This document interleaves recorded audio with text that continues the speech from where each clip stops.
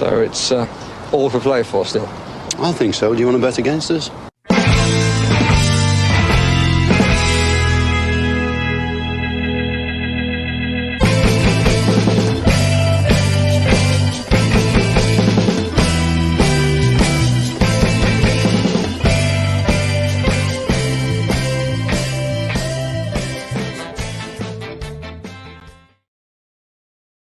Hello.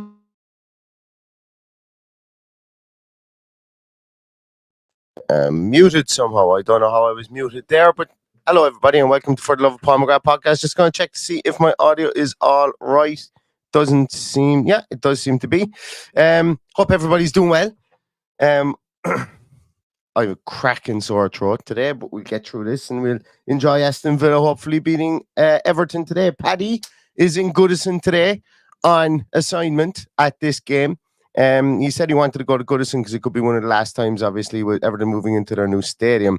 Could be the last time that that he gets to Goodison. So he's gone over today, and hopefully we get a win for him today, because away days for Aston Villa, I know a lot has been made of it previously, but away days for Aston Villa have obviously been slightly, and I say slightly because it is only slightly in contrast to home form. I remember looking at this previously, and I should really have popped this up before I started talking about it. But a lot was made of Aston Villa's form at home and form away from home and the differences and so on. And I think the contrast only really existed because our home form was so good. Our away form, I think, ranked something like 6th in the league, if I'm not mistaken. And I'm just efforting, as they say, here to try and get that information for you now. So I'm trying to fill time to see what Aston Villa have the 7th best away form in the league so far this season, and at home we have the best home form in the league this season. So while our away form is not as good, because you can't get better than the best, we would also like our away form to be the best, and that starts today as Aston Villa go to Goodison to play Everton.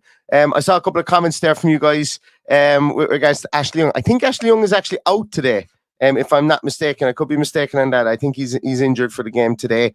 So we won't have Agent Young making a mistake in this game today, as far as I'm aware. He is out along with Dwight McNeil. Idrissa Gueye for Everton is away at the AFCON. Dele Alli injured, and Doucouré looks like he's probably going to play today, but he has been a doubt with injury all week. Injuries on the Villa side: Pau Torres and Yuri Tielemans back in training. Obviously no Luca Dean, so we'll be looking to see more or less a full strength Aston Villa squad today, you would imagine, in some way. I would say Pau Torres will come back in at centre half. I haven't read any. I've been completely out of the loop for the last 48 hours on stuff, so correct me if I am wrong with regards to that, but it's definitely, I think this team sheet is going to be a strong team sheet today.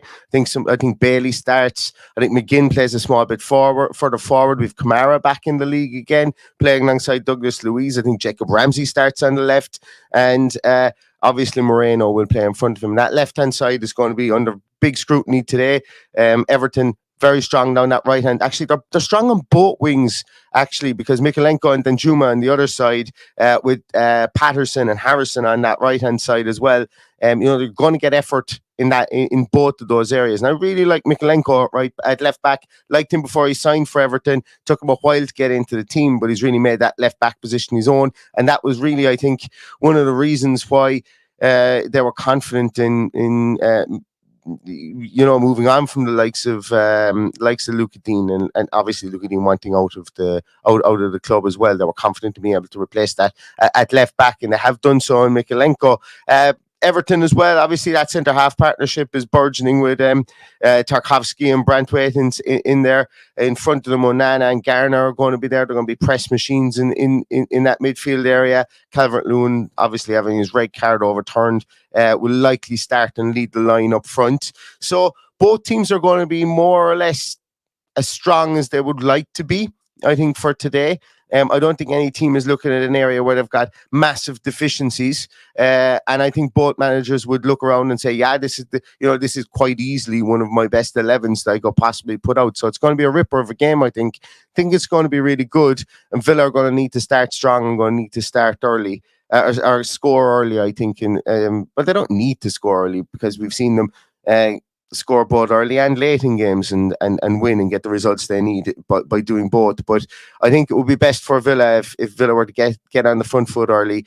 We've got a very good record against Everton recently. Like, our head-to-head against Everton is really good. We've won 5 out of the last 6, scoring 13 goals to Everton's 3 goals in those games.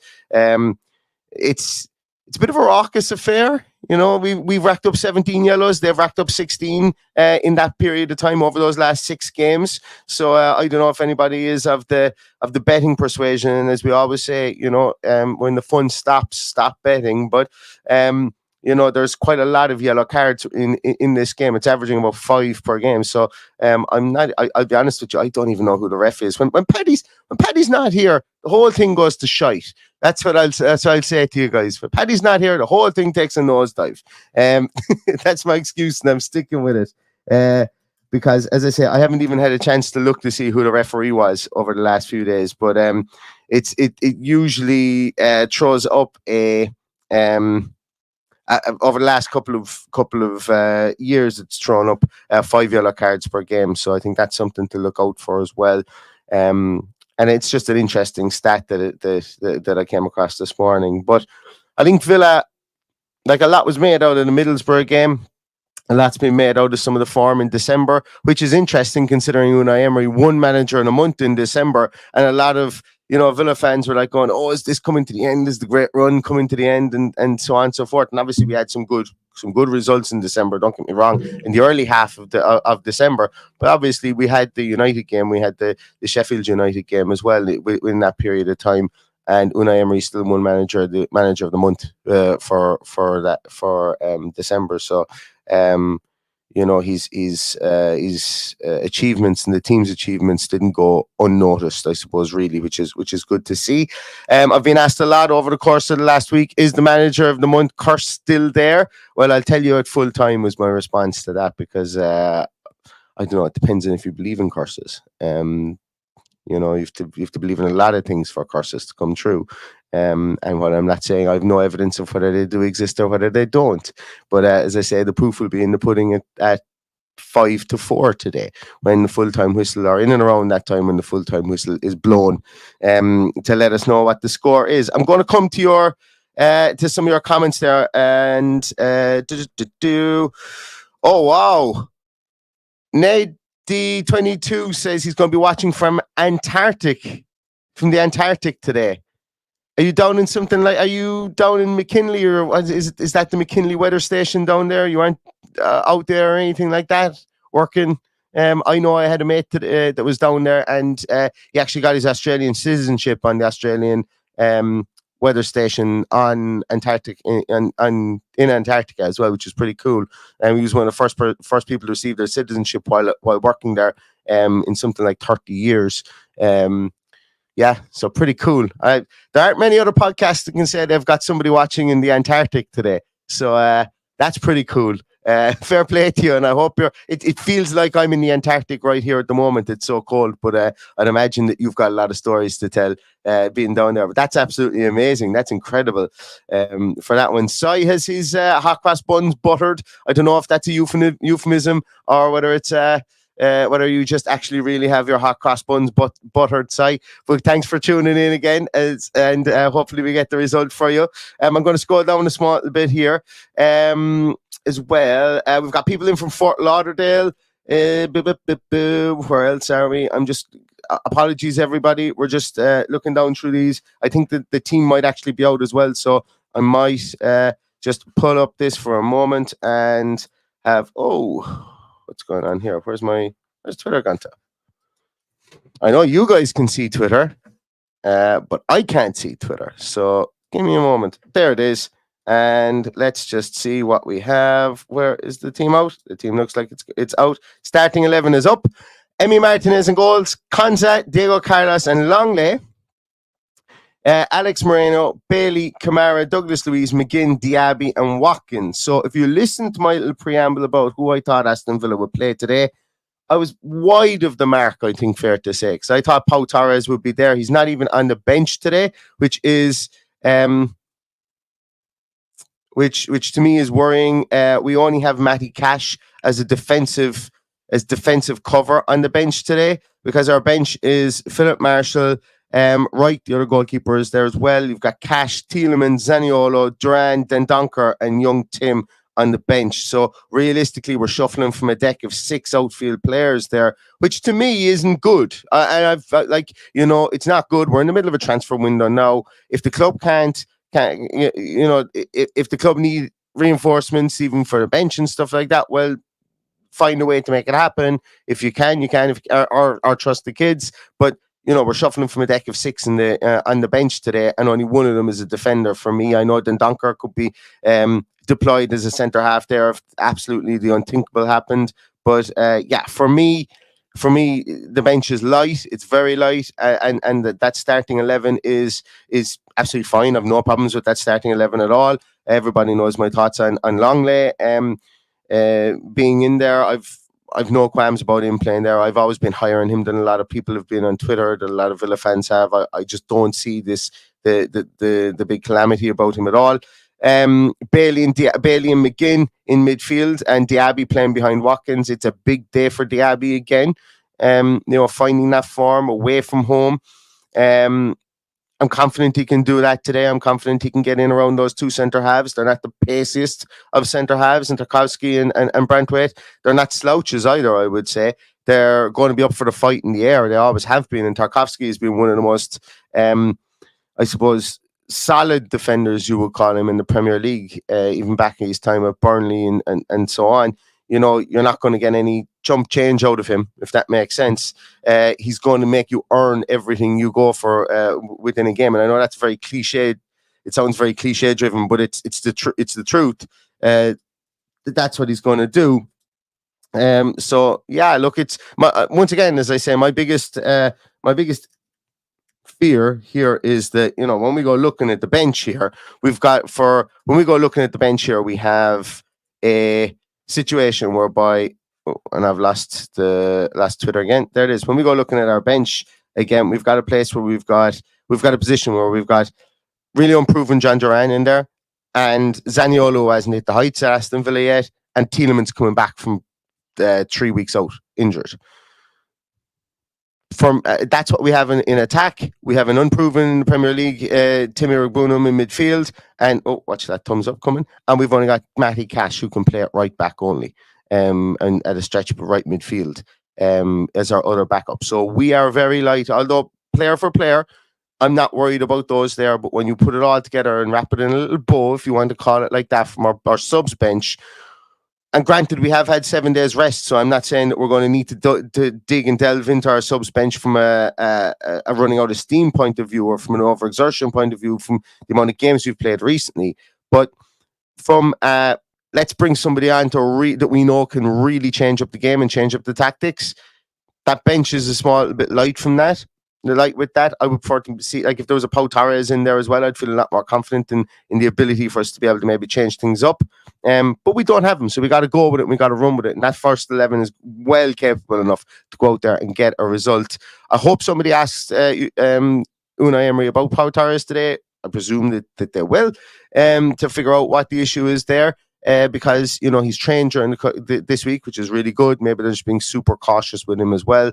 But it's the fact that he was brought on and then felt some discomfort again.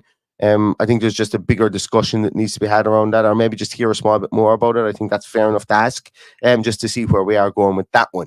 But 2 goalkeepers on the bench once more. We've got a lot of other young, it's not an issue, and don't get me wrong, or maybe I'm coming across as being a bit grumpy today. I'm very, very happy with the first 11 and with the substitutes that are there. I'm just making commentary on it as to what I see, especially being away from home. But I would have to think that, and it's, look, once again, I think I am grumpy today. I think that's just what it is. But when you name 8 people on the bench and 2 of them are goalkeepers and both of them are under the age, are under 21 qualified goalkeepers, is there an opportunity to maybe put in a player that you might be able to spring from the bench that you see promising, like Oscar Bob was for Man City yesterday, that gives the element of surprise that people haven't seen before, or that Everton haven't game planned for? You're definitely not going to be able to do that with a goalkeeper. So I don't know. Let's see what happens. let's see what happens here. Yeah, there is no Ramsey as well. Actually, there is no Jacob Ramsey. I'm just after noticing that no Jacob Ramsey on in there at all. I think that's worth calling out as well. Paddy is looking to get on. Paddy, if you're watching, I'm sending a link through to you. We might be able to get Paddy on for a couple of minutes there as well. I've just sent a link through to him there to see if he can find time to get on. But yeah, the Jacob Ramsey piece is the Jacob Ramsey piece for me is another question, I think. And when I say question, I just like to know what the story is there. Did he pull up in training? Is it just a tactical piece? Like the fact he's not even on the bench as well here to me. Hey, remember last year where they forgot to name a sub on the bench, and then they had to re-clarify that this person was actually named on the bench. Maybe it's a situation like that, highly unlikely, but maybe it is a situation like that. But squad is being tested. We've got no Callum Chambers in the bench there. He was told during the week he can leave. Bertrand Traore is at the AFCON as well, as we know. He's allowed to leave the club as well. Unai Emery said we're operating on a one-out, one-in capacity at the minute.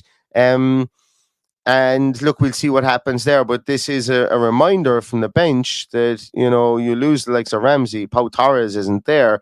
If you're just naming senior players, counting Timur Bunum in there and outside of goalkeepers, there will be games where you're not going to be able to name a full complement of substitutes. And, is that what, and we're used to it because we've done it before, but as the league goes on and in the position that we're in, is that something that maybe becomes a bigger talking point?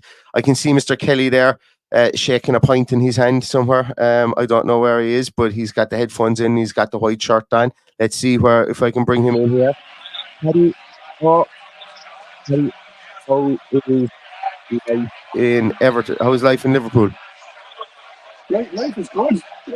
But I'm hoping it'll be the same thing. I can't hear you, Paddy. I don't know. Wait a minute. Give me 2 seconds there. I'm going to edit your mic volume. Oops.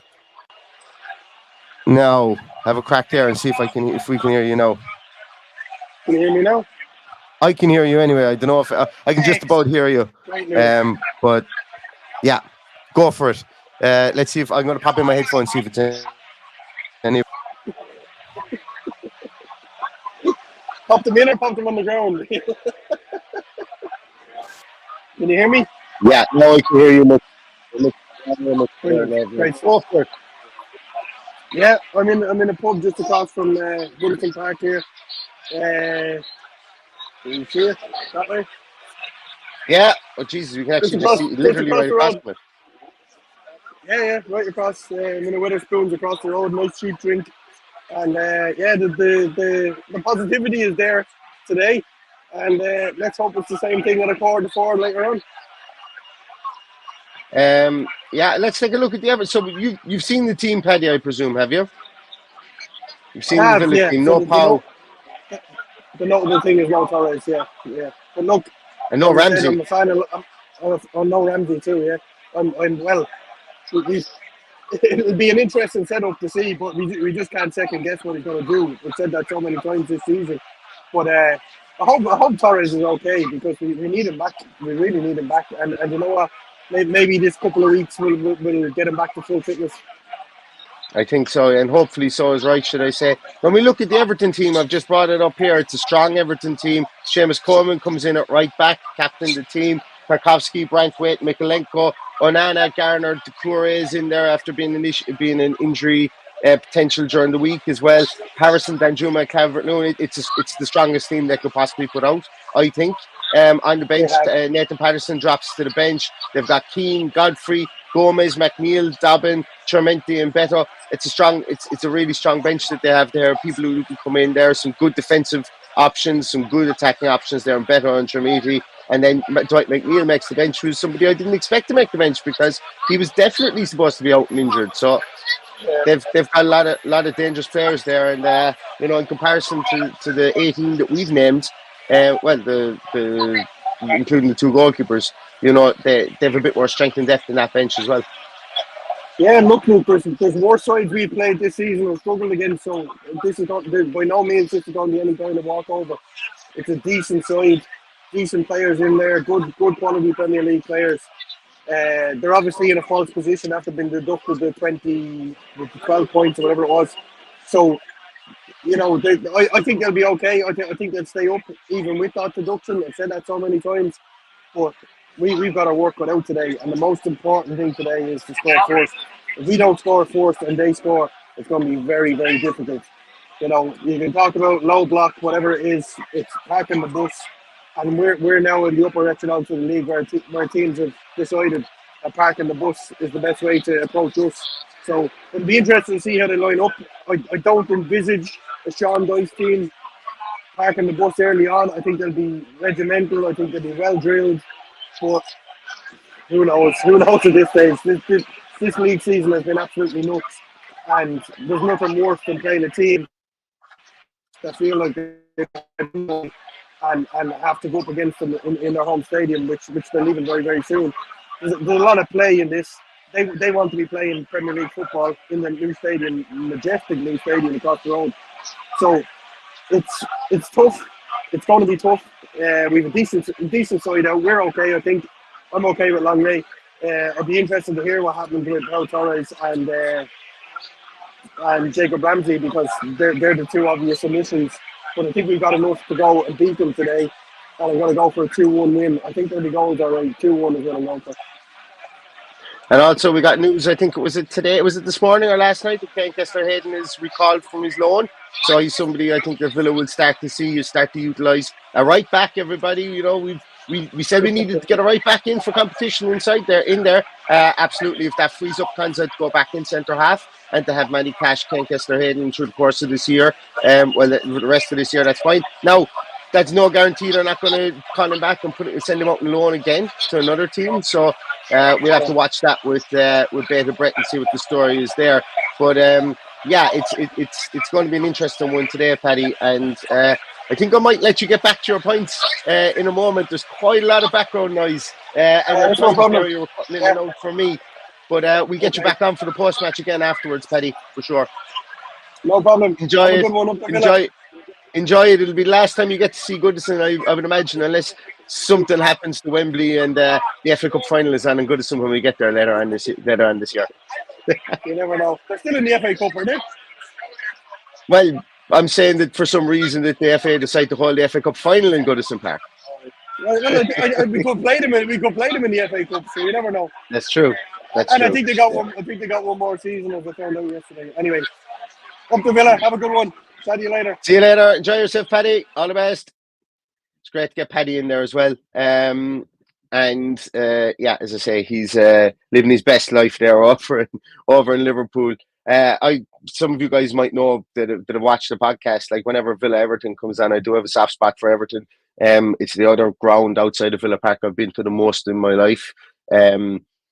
It's the most played game in top flight history as well, if I'm not mistaken as well. So lots of history between the two clubs. I find it very difficult to dislike Everton in any way, shape or form, but I will dislike them for a good half an hour to an hour after this game if Villa get beaten at Goodison today, and I have no qualms about that as well. So Paddy said it was going to be 2-1 to Villa today. I think that's a smart bet. I'm going to go for 2-1 as well, but I'd like to see what you guys think there. If you want to start popping in your scores, we'll do the roundup in a moment. So the Ken Kessler-Hayden stuff, as I said, that he has been recalled.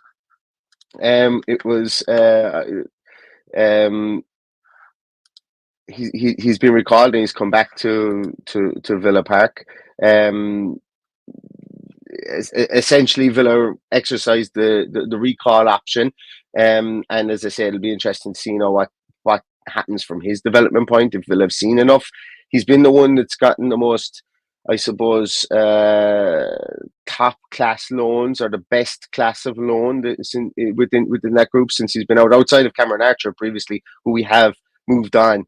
Maybe Aston Villa have brought him back like they did with Finn Azaz to maybe sell him. Maybe someone wants to give us a couple of million for him, and I don't think that's the case, because I think that we need options at right back, and Ken Kessler-Hayden would be somebody that that we could use in that area as well. Obviously, as well, since Unai Emery has mentioned that Callum Chambers is free to leave the club, that would move Konsa back into centre half, giving us two right backs in that position as well, and obviously alleviating the need for Konsa to solely play at right back when Matty Cash is injured, or maybe when Matty Cash is out of form, and I would imagine that Konsa would still move out the right back in certain instances against teams for specific game planning as well. But Callum Chambers isn't likely to see any action for Aston Villa in the near future. And as I said, Unai Emery has probably done the right thing in saying that, listen, look, if Callum is free to leave the club. I'm sure that wasn't the first time that Callum heard about that in the press conference. I would imagine that that's been on the table for quite a while now. And the same with Bertrand Traore. I think that both those players, to be fair to them, want to play football or need to get out and play football, and the club won't stand in their way. Should anybody wish to sign them this January, which is good. Any of those? Yes, those results are popping in here as well. Give me 2 seconds there. Yeah, so I'm going to take down the Everton team there. So Mike Brosnan, we're going to start that off here today. Mike Brosnan is going with 2-1 Villa, as is Jordan Dunleavy. Junior Bennett says 2-0. V for Villain says 2-0. Rachel Insel Lewis says 1-1 draw. Lion Eye is going for 3-1. Sai is going with a 0-0. Michael Richards is going with a 2-1. David Dwyer is going 2-2. 2-0 for Captain Nugget. 45-14 to Villa, says Jet. Dan Downey going for a 1-0 with a Watkins winner. 2-0 says Audrey. 3-1 says Mark Wood. Richard Edwards says 2-0. Liam Jones says is going with 3-1. Dico Blanco is going for 2-1. Today to Villa. Bear in the Garden is going 1-1. 4-3 says Paul S. Sewer Sounds is going with 2-1. Omac Mahan goes 2-2. Darren Lawler 1-1. Lee Johnson 2-1. Enda Collins 2-2. Matt Villain 2-1. Snifrat 2-2. Jimmy Nimble 3-2. John 3-0 Everton. Dreamy Villain is going 1-0 Villa. Music Junkie is going 3-0. Rich Burton is going for 2-1 Villa. Habs Rahman is going with 3-1 Villa. Liddy Tate is going with 2-1. Danny H is going with 2-2 with the Abbey Brace. Simon is going with 2-1. Terry going with 3-1. Tom going 2-0 Villa. 3-1 Villa, says D to the B to the H. Michael Parsons going for 2-1. Daniel is going for 3-2. Errol is going for 4-0. And Anthony is going for 2-0 to everyone. 2-0 to everyone. I presume that's Everton. And Anthony. He's going for 2-0 to Everton. Oh, Rob Henry says his head is going with 1-1 and his heart is going with 2-1 Villa. Andy Hilly is going for 4-2 to Villa. King Guest is going for 2-1 Villa. P.T. O'Connor is going 3-0. David Logan is going for 2-2. And Joe Bees is saying a 0-0 board draw, which is something that Unai Emery's teams haven't done very much, if at all, in the Premier League since he's taken over. But there's always a first time for everything. And last one we're going to go with a good man down there in Limerick. Brendan Miller is going for 2-0 to Villa as well. So thanks very much, everybody, for those. I just want to throw out as well a big, massive thank you to absolutely everybody. I forgot to mention it at the very start of the podcast. The reception we've had for the Paul McGrath live podcast that we're going to do in the 3rd of February has been absolutely amazing, incredible, far outweighed anything we could have ever have expected. At the moment, there are 17 tickets still available for it. We are, as they say, we are efforting to see if we can increase the capacity or increase the amount of tickets that are available on sale. So 17 tickets. It's what yesterday, 3 weeks is when the event is on. So there are still tickets available. I will know tomorrow if we're going to be able to put more tickets on sale. And I'm very, very hopeful that we would. So a couple of you have reached out to me and said that, obviously the time of the year, with it being January and January payday is yet to come for a lot of people. We're completely and utterly, as I say, aware of that, and we're trying to work to see if we can get more tickets available for the event as well. But it's been absolutely incredible, the response so far, and I really thank everybody for it. And there is a link for tickets in the description of this as well. And yeah, as I say, a real bucket list moment for me and for Paddy, and I hope everybody enjoys the day. Not only is it a live podcast with Paul McGrath, there's also a meet and greet to get your photographs taken with him. And also afterwards, there is we will all be well, if you wish to stay on and watch the Sheffield United versus Aston Villa game on the big screen with all the Villa fans that will be there, it'll be absolutely brilliant, and we'd love to have you there. We'd love to meet you all and say hello and have a fantastic day, as I say. So I just thought I'd throw that one out there for anybody who's interested or didn't know about it, or maybe was still thinking about getting some tickets for it. But we'll have more news tomorrow and maybe extra tickets that are available. So yeah, we'll talk to you more about that as well. A couple of people actually asked me, are we recording this? Will this be recorded for YouTube afterwards? There are some small hiccups with regards to that, and we won't know. It's at the moment it's a no.